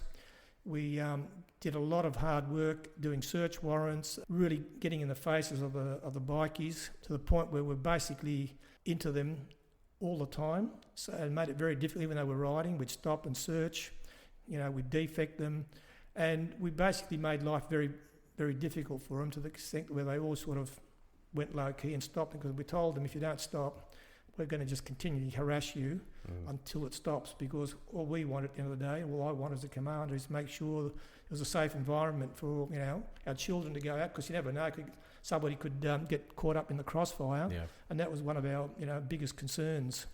So we did that, but it was very interesting, because one of the incidents in that one, which is not very well known, is two of the people that we arrested for the shootings, which one of the proactive cars on the night that Wrapped, they got them the night where some shots were fired. They were two Afghan refugees that were out here. And why that was important is because they sort of were recruited, weren't just associates of the Hells Angels, But what we found out when we had them interrogated at the Crime Commission, where you had to go and tell the truth, if you didn't, basically you commit an offence, you can cop 2 years. It's just their attitude. Well, they're saying, well, most people say, oh, well, I don't want to lie, I'll go to court. They said, well, who cares? He goes, my father was killed back in Afghanistan, my mother was raped, and my siblings were all killed. I'm out here in Australia. What are you going to do to me? Send me to jail? I've got 3 meals a day. I've got a room to sleep in. I can exercise. Send me to jail. So that was their attitude. Wow. And it's difficult to fight an attitude like that. Where they've had worse. Nothing to lose, basically. Yeah. That's right. Yeah. So what was it like actually dealing with these bikie gangs? We haven't heard too much about them lately. I mean, Raptor was a very successful operation, wasn't it? Still, look, the guys and the girls who still at the gangs and Raptor, they're still doing a great job, and they've done such a tremendous job. They've continued on with that, where basically they've really nullified what the bikes. Many of them have gone offshore. A lot of them have gone to Thailand, for instance. Bikies these days are organised criminals, especially in relation to drug distribution, organised crime, money laundering. One of the things they used to distribute a lot was just to go overseas and bring in steroids, sell the steroids in the gyms. Most of them, the new style bikers were all training in gyms, and they'd recruit members and associates from there. Yep.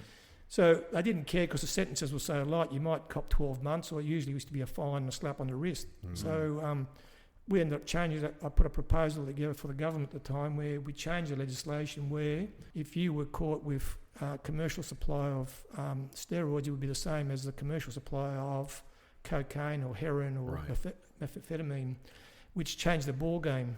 Commercial supply being how much? Might have a kilo or something like that, where if they were found with that, you cop 20 years in jail. Right.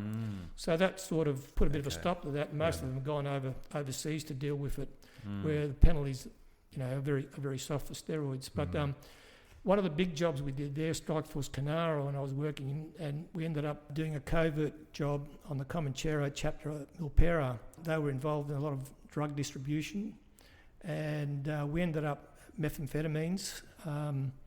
And what we were able to do, I won't say how, but through covert means, identify who they were, grab the gear and shut them down, arrest them, shut the clubhouse down. I think we arrested 13 of them at the time, including the chapter president. And once we put him inside, we did a presser that night. A really big presser it was because it drew a lot of attention. Anyway, the next day I stayed at home to do some paperwork, and I get a call 4 o'clock in the afternoon, and one of my inspectors, and he said to me, boss, he said, are you sitting down? I said, yeah, why? He said, I've got some news to tell you. I said, yeah, what is it? He said, one of the detective sergeants had been called to a informant in jail. He went down and saw him, and he said, look, your boss who was on TV last night, and they did that job, I think was it the day after? I think it was 2 days after. It was 2 days after. He said that. He said he heard a conversation in the prison that three particular individuals had met and had taken out a contract on my life. So they told me who was the person who took the contract out. They'd give him an upfront fee of $250,000, another $250,000 once the job was done, so to speak. Really? So I sort of when he told me that, it was a little bit of a quiet from my end, and it was a difficult time. I mean, the police force looked after me.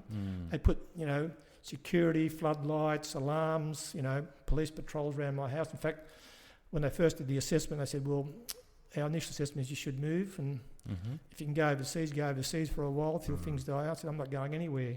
I was more concerned about my kids and my wife, and I remember Familia, it's my wife, we had the surveillance group come over and try to teach her anti-surveillance techniques when she was driving around the block. It was just sitting, I can laugh now, but it was interesting at the time. She said, oh, really? Okay, I've got to do that, So, but look, thankfully, things worked out. And again, my Orthodox faith really helped me during that time. I had a permission also from the commissioner to carry my gun off duty as well. Yeah, right. And a couple of times I took it up to bed with me. My wife said, really? You're gonna bring your gun up here? I said, well, somebody might break into the house. But you think you're Cretan all of a sudden? Yeah. That's right. Yeah. The Cretans love their guns. Mate, they do. We've spoken about it before, and I know this for a fact, mate. There are people that I know from Crete who keep their gun under their pillow. It's not a joke. Yeah. Absolutely. Oh, so wow, what I had it by my bedside, but Yeah, thankfully things worked out, and as I said, that my faith helped me through and deal with that situation. You know, they suppressed all our details. My kids took them all off Facebook and everything else. So they, it was a difficult situation, and many people said, "Oh, you'll probably go off sick or do this," but no, just business as usual. Yeah. And did anything close happen? Not that I'm aware of. I mean, they did set up a strike force and investigated the incident, and they did speak to the individual who allegedly took on the contract. That person's still in jail for other serious offences. He basically denied. So if there's no evidence there, I mean, what are you going to do?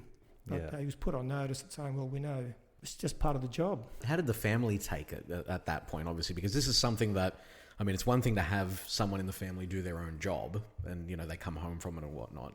This is now a situation where it's affecting everyone else and we've got to change everything and whatever. Was there a lot of support from the family in that respect, or was there a little bit of a struggle at that point? Look, I had a lot of support, especially from my wife. She's a very strong individual. She was a bit concerned initially, obviously for parents and, the kids and everything else, but everything worked out all right. We supported each other through it, and like everything else, life goes on, and stay positive and keep going. Can't let them get to us. I can't help but think, like, in any other scenario, everyone else is going, I'm going overseas, I'm changing jobs, I'm changing names. You know what I mean? Didn't cross my mind. I wasn't going to go anywhere. That means, they intimidate you, so we're not going to be intimidated, like the old Spartans. Absolutely. Exactly. Modern love there. Yeah, that's inspiring. Well done. So how long did this last for?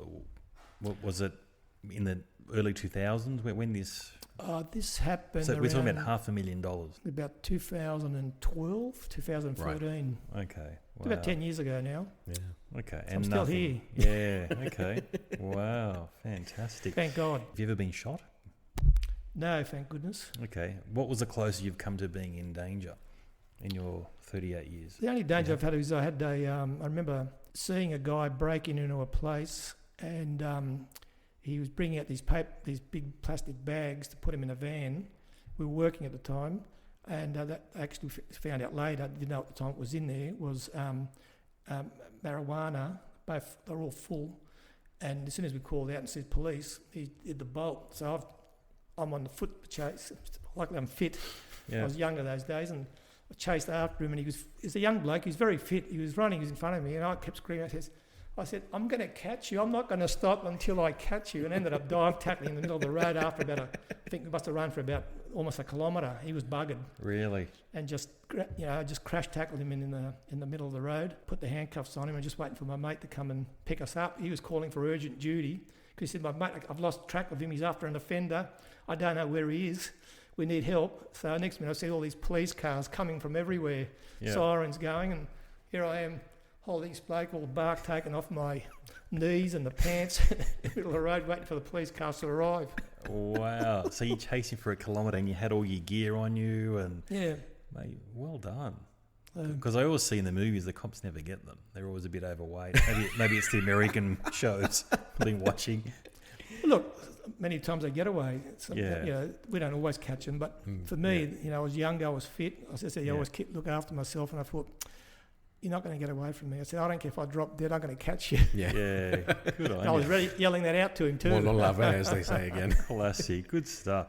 Look, I want to touch on another one of your cases. Apparently this made world headlines as well. It was the Ken Park movie. Yes, that was an interesting one. Yeah. Do you want to maybe we should explain to our listeners what it was, but it was a particular movie that had a rated R? X. Rated X. X-rated classification by the classification board. So what an X-rated classification means is that it cannot be shown in public. So if you want to view it in your home in the private, yes, but cannot be shown in public because it was banned, basically a banned film. Mm-hmm.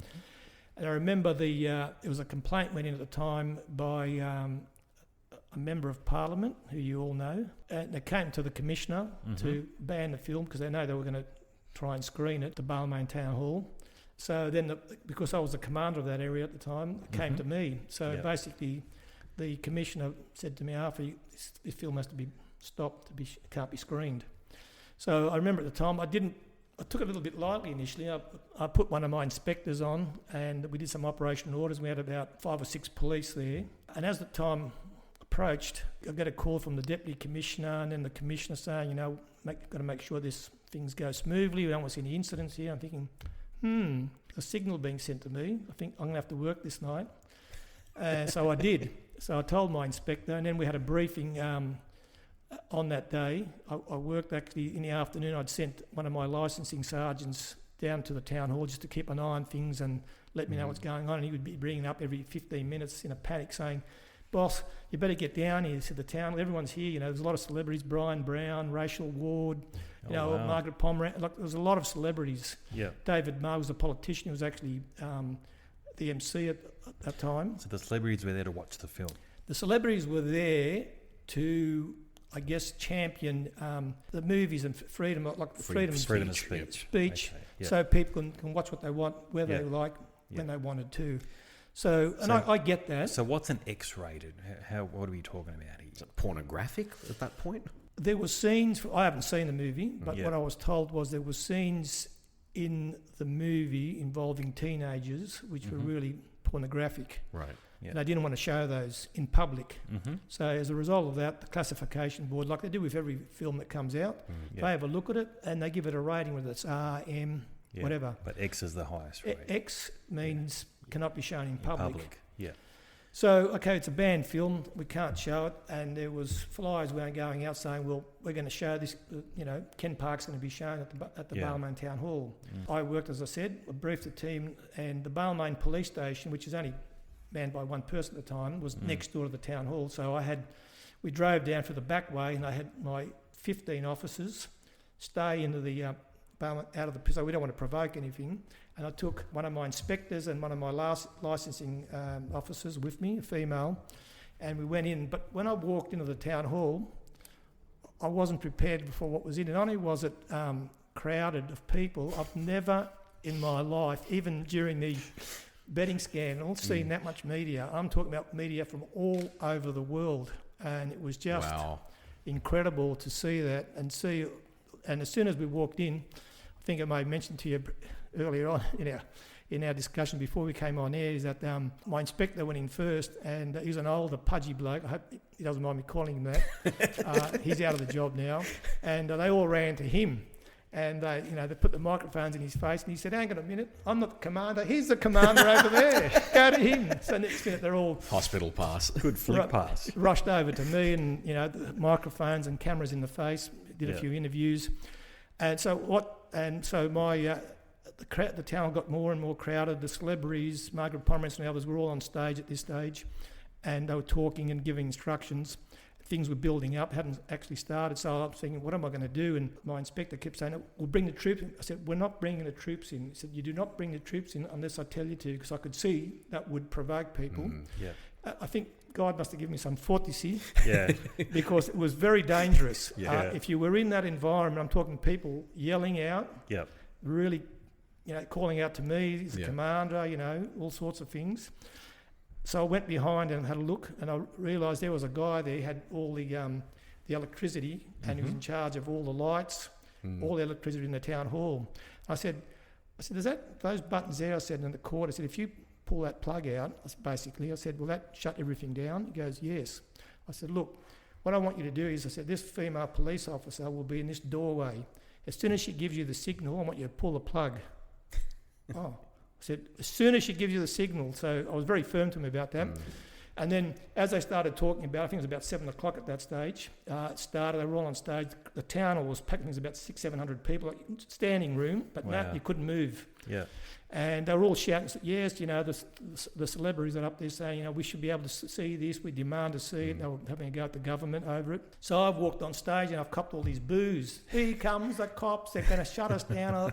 And I just kept going across, and Margaret Pomeranz, who at the time was one of those talkback hosts for movies on SBS, for those that can remember her, she was ready to put the CD in to play it, and I walked across to her and I just put my hand out and said, "Margaret Pomeranz, Arthur Katsogiannis, nice to meet you." And she sort of took her by surprise. She shook my hand, and this stage all the media came and stormed on stage. It's actually a picture that my wife got from one of the magazines, that all you can see is my face, side of my face, and Margaret Pomeranz, and all these lights and cameras everywhere, like a scrum. So I thought, what am I going to do here? People screaming in the background, and so I pretended it was a record of interview, and I said, I said, is that the Ken Park film that you on that CD? She says, yes. I said, do you realise that as a banned film, it's X classification, it cannot be shown in public? Yes. So she's answering. So I'm getting her to acknowledge the fact that she's aware of it, because if we had to charge her down the track, she's admitted it. It's all on tape. And I said, you know that you can't show it in here? And she said, yes. So I said, would you mind handing me the film? And she said, okay. And she had all these other people around her.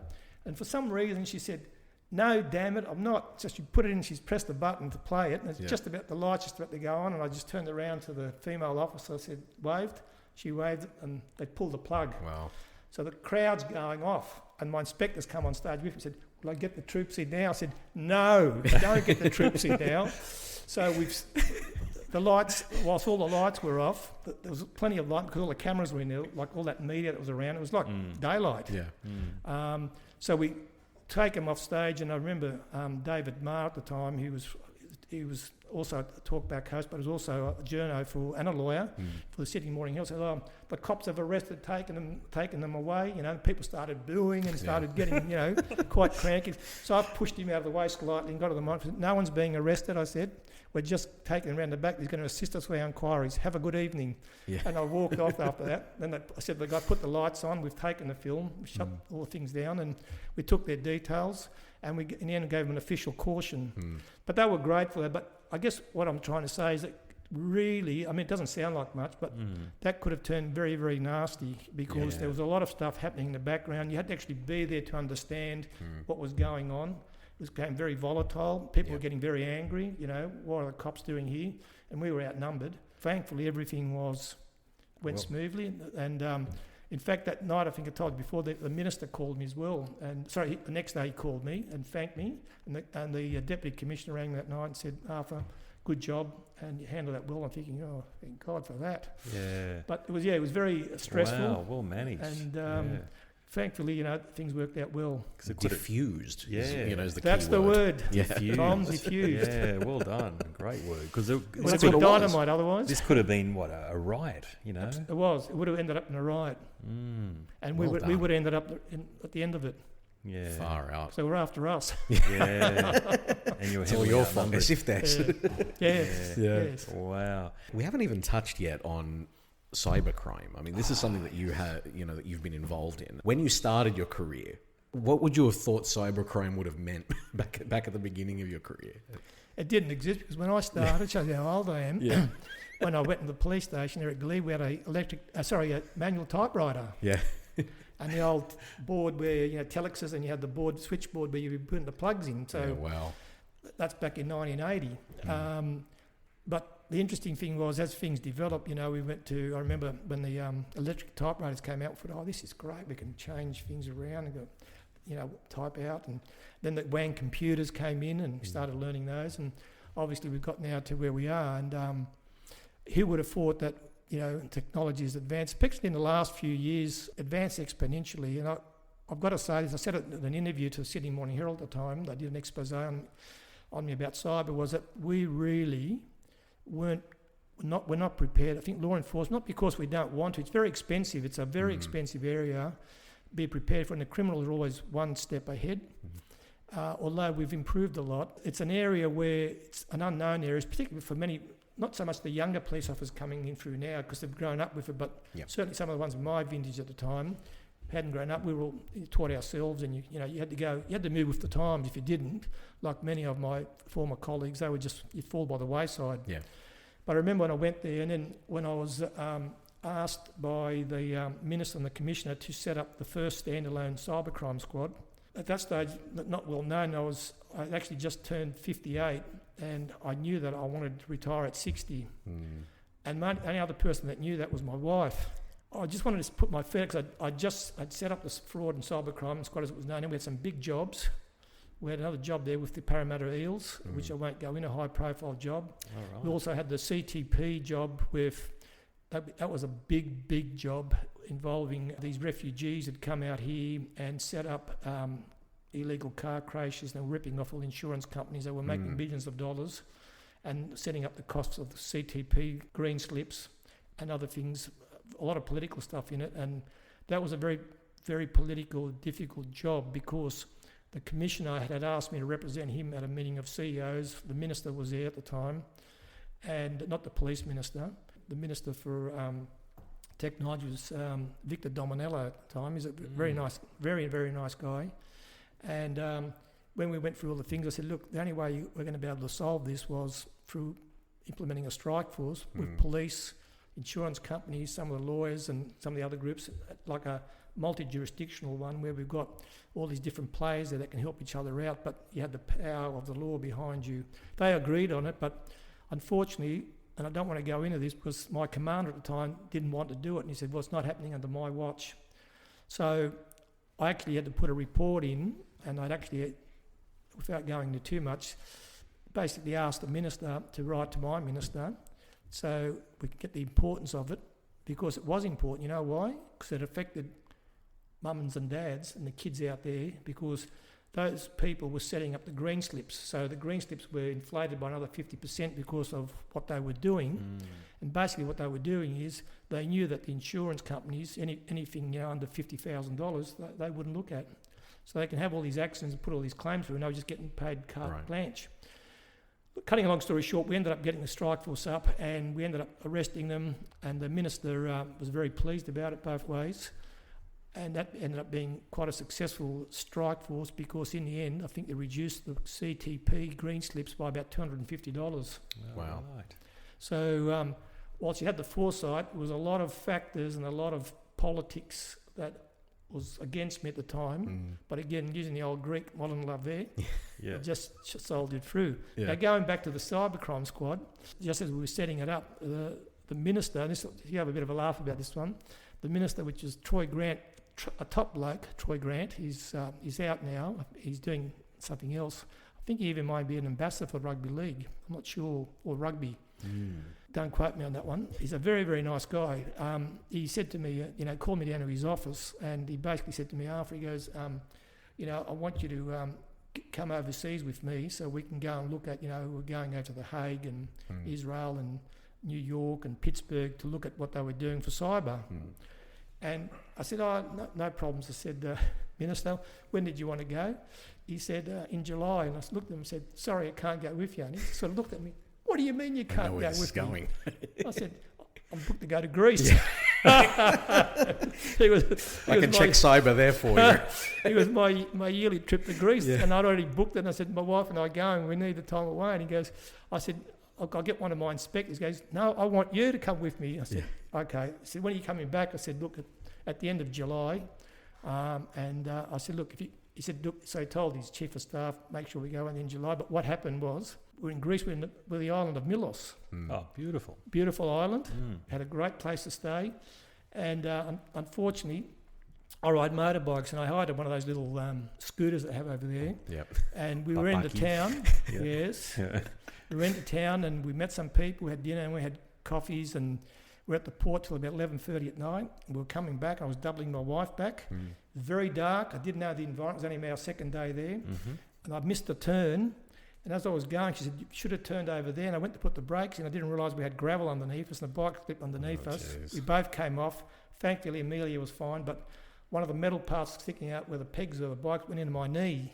Oh, God. No. So, that I couldn't walk for a while. And by the time I got back, I had to go and get some surgery done on my knee to fix up the wounds and so forth. So that sort of sent me back to September, but he waited for me. And we went overseas. It was very, very interesting to see what happened. And I mean, I hadn't gone overseas in the past because my commissioner at the time, Andrew Scipione, had sent me to go to Israel and see what they were doing. And they were really... That must have been incredible.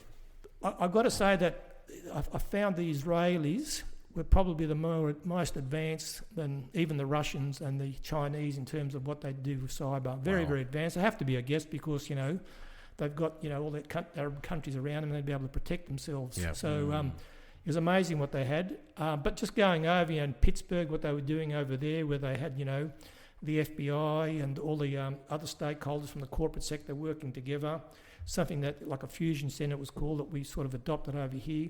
There was a lot of things, because cyber is the fastest growing crime and the biggest challenge for law enforcement, I believe, in the 21st century. There's no doubt about it, and we really need to learn how to cope with it and advance our technology to be able to counter what they're doing, because there's a lot of victims of crime. A lot of it goes unreported. It's not a glamorous thing, like people get interested in it, but there's a lot of it happening, and it affects everybody, all the mums and dads, the young people, offences like sextortion. We all know about it, getting more and more young people committing suicide because of those things. High profile people, are getting blackmailed. Plus the scams, the ransomware, the phishing that's going on, malware. It's all happening, porting of phones. So we're in a really, difficult situation in terms of how we're going to deal with this, because everyone's into the technology, everyone's got a mobile phone, and that's where, the digital ID is going, is taking us. That's the sort of future. So look, from a law enforcement perspective, we really need to be able to build upon that technology and get ourselves in a position where we can effectively monitor and prevent it. And education's a big part of that, educating people how to prevent it. And unfortunately, a lot of the elderly people are the ones that are being, targeted and falling for some of these scams. What sort of message do you send to people now? How do people stay safe online and avoid these types of things? Is there a checklist that people should be following when they're online or doing business like that?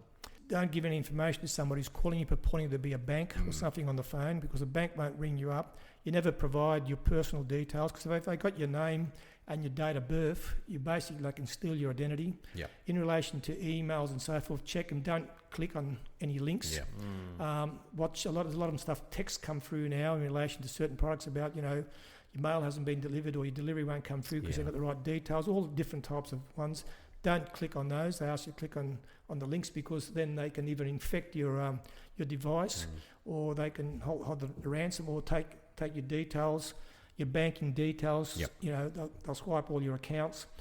And the other thing is important that a lot of people don't know is that don't put any personal banking information or do banking transactions out at a public Wi-Fi, because some people are there. Very important. And they put on fake Wi-Fi messages and also IDs with might be 1 or 2 numbers out, and you click onto it and you're gone. They've got all your details, take control of your device, enter your banking systems, and they'll take out all your accounts.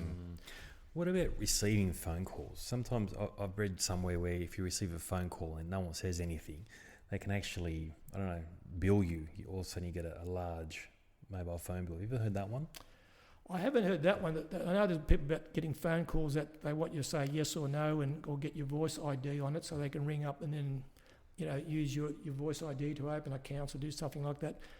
What I'd say about that is 2 things. Is one, if you get a call from a caller you don't know, ID caller, no caller ID. Well, they're usually like landline numbers, because I got one today actually, and I didn't say anything, and no one said anything on the other end, and I just hung up. That's what I do. I don't say anything unless they answer. If they say nothing on the other phone, I just hang up. There used to be a scam a few years back that used to ring you up and say that you've been involved in an accident, and the insurance company for the insurance company to get the details. And someone rang me up at home. It was going on and on about it. I said, mate, you've rung up. I was still in the police force. I said, you've rung up. I just made up Newtown Police Station. You've got Superintendent Bloggs on here. And as soon as I said that, you hung up. So there's a lot of those schemes. You just try and remain calm, and again, the old adage is, if you don't know who they are, hang up on them. But never ever provide your personal information to anyone on the phone. Doesn't matter who they say they are.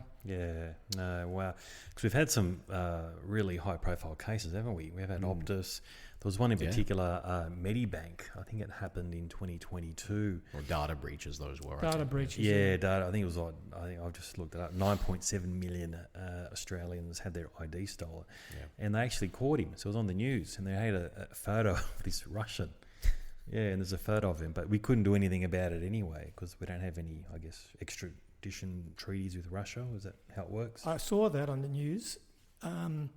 I was a bit sceptical, because it's very hard. These guys are very, very good. Accidentally sometimes you might be able to find out who they are, but when they use VPNs, virtual private networks, and they're going through, it's like, flying from here to Greece, but on the way there, from a layman's terms, you're flying to New York, then you're flying to Brussels, then you're flying to London, and you're flying, all these different countries before you get to Greece, so no one can pick you up. Same with the virtual private network, and these guys are so good. you can never get them. So he's either made a mistake, or he's purported to be this particular person. Have identified him, and he might not even be responsible for it. So what I'm saying is, unless the evidence is there, it could be him, but it might not be him. Well, that was going to be my next question. Should we be all using VPNs wherever we're doing business online or traveling or whatever the case is? If you've got a VPN, I suggest you use it. I do, and that way you've got some protection. But if they want to get you, and a lot of the time they're not targeting individuals. A lot of it's just they'll put it all out there, and they just see if they can, randomly target somebody who just happens to fall for it, and press the link, and then they've got you for rands where they can take money off you, or infect it with malware, and you can't use your computer. So, but most of it's done randomly. It's not targeted unless they want to target you, which like for sextortion matters, which they've done many times, and they use LinkedIn.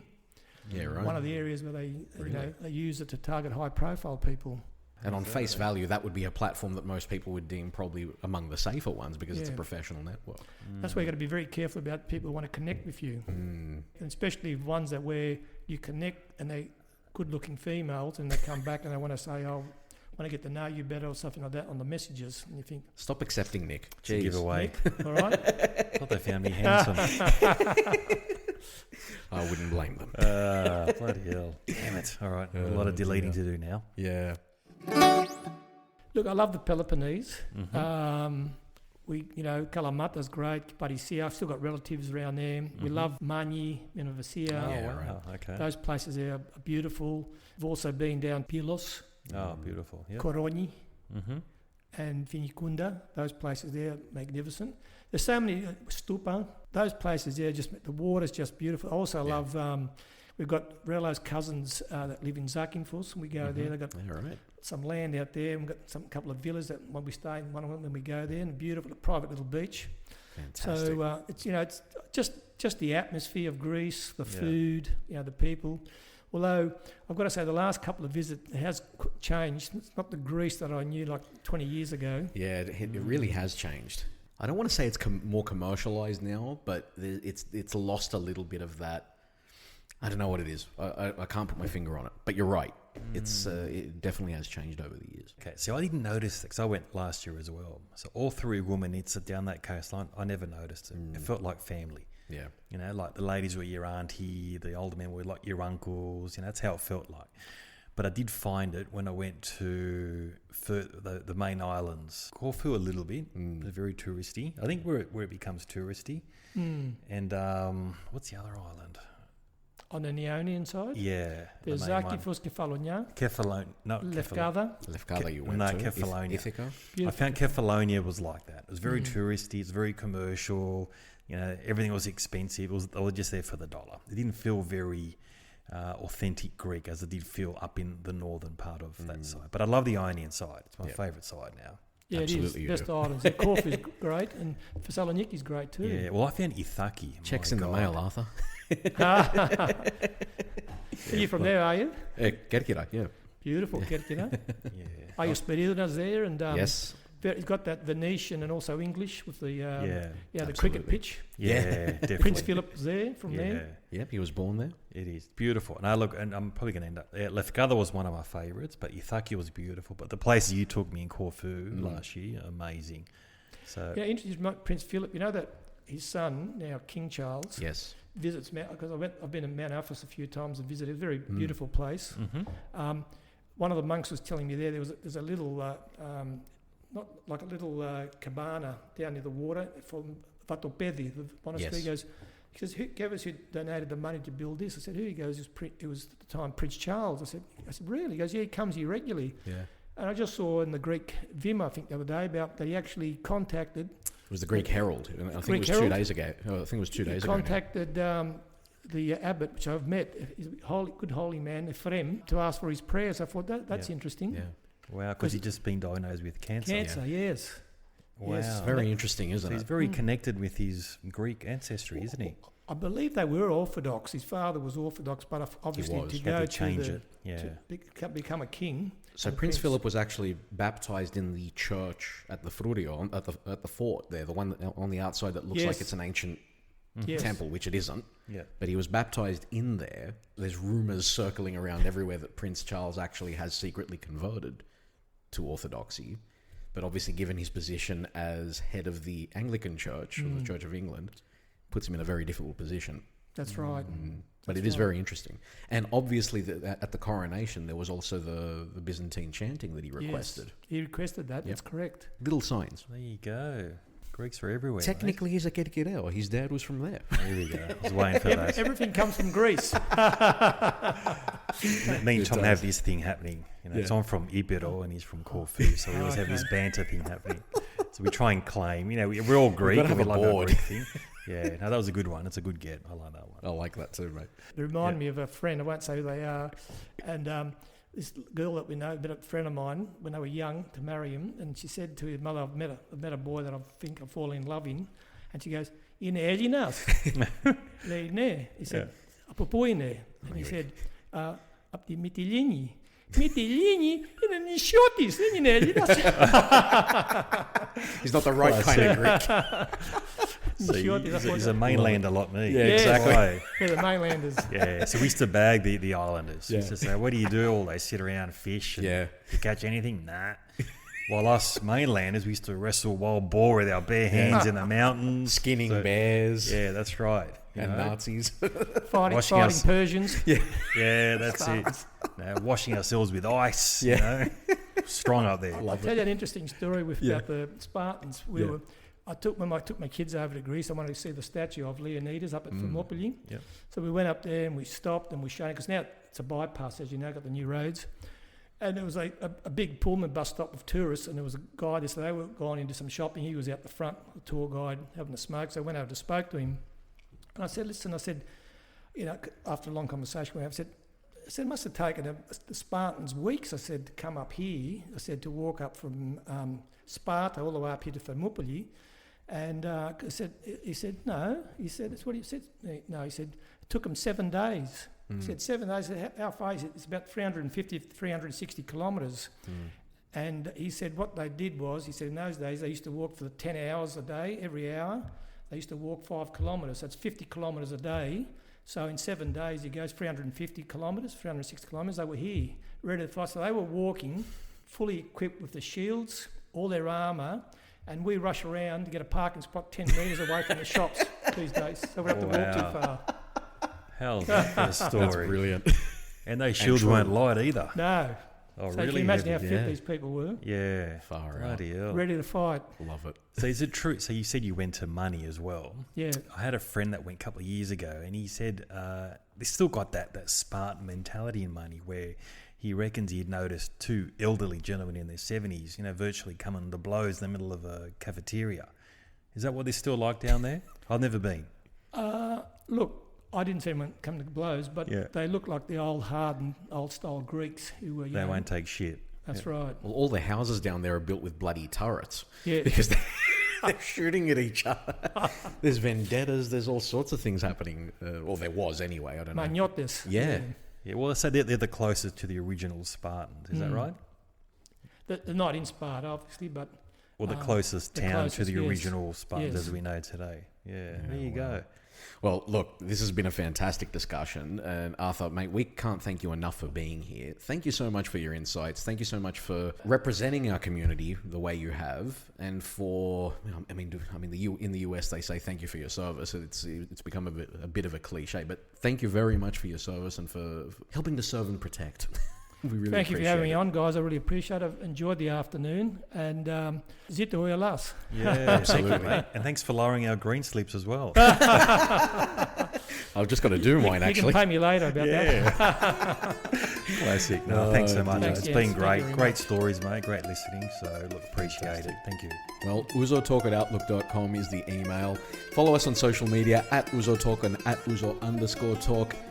Arthur Katsogiannis, Nick Athanasiou, thank you very much, gentlemen. Awesome. Thank you, mate. Thank you, everyone. Bye. Ακολουθήστε μας στο Soundees, στο Spotify, στο Apple Podcasts και στο Google Podcasts.